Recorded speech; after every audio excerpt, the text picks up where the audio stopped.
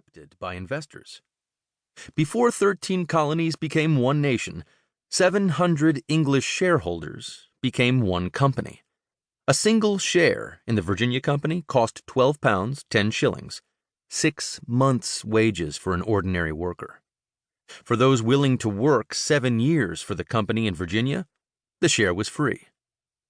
As the historian Srinivasan writes, those early American settlements were funded through private investment, with the risks borne by private interests and the lives of men.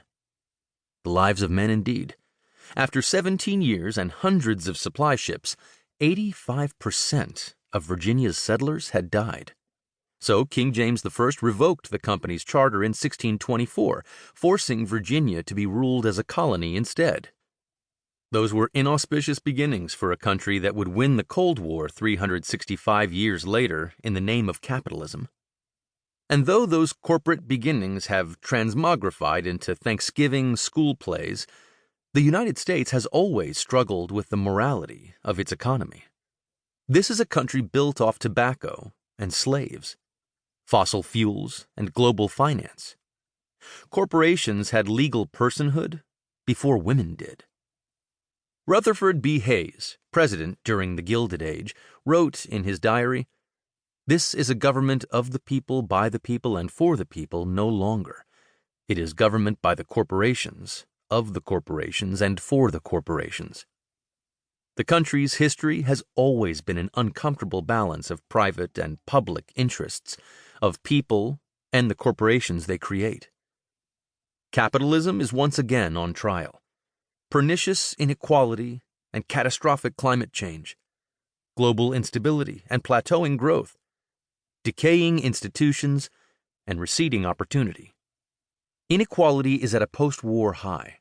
In Boston, the gap in life expectancy between those living in adjacent rich and poor neighborhoods is 33 years. Growth in urban and rural areas has diverged. Since 2010, the largest 53 metro areas have accounted for over 90% of the nation's population growth. Half of rural counties have lost population since 2000. Across the country, only 1 in 3 Americans believes their children will be better off financially than their parents. Meanwhile, according to one survey of professionals, half of Americans don't feel a connection to their company's mission or get a sense of meaning or significance from their work. We often talk of stagnant wages, but not what those wages can buy. Whereas the manufactured bread and circuses of fast food and flat-screen televisions have gotten cheaper, the things that give our lives dignity, education, fresh food, health care, have gotten much more expensive. If we were to adjust wage growth by a consumer dignity index instead of the standard consumer price index, we'd see that most people's wages haven't been stagnant. They've been in steep decline.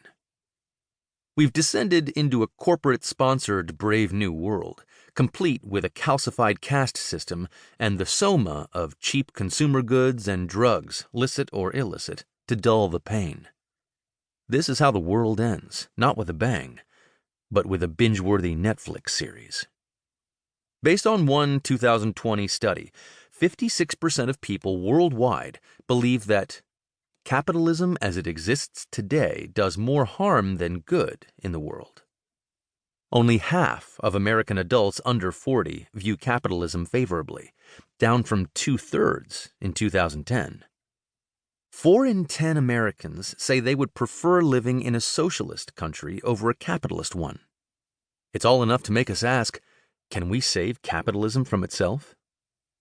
Should we? The United States was born by the corporation, and it may die by it too. Maybe Thiel isn't crazy to want a way out. The book in summary. Our most critical social and environmental challenges have been caused, in large part, by the explicit amorality of corporations.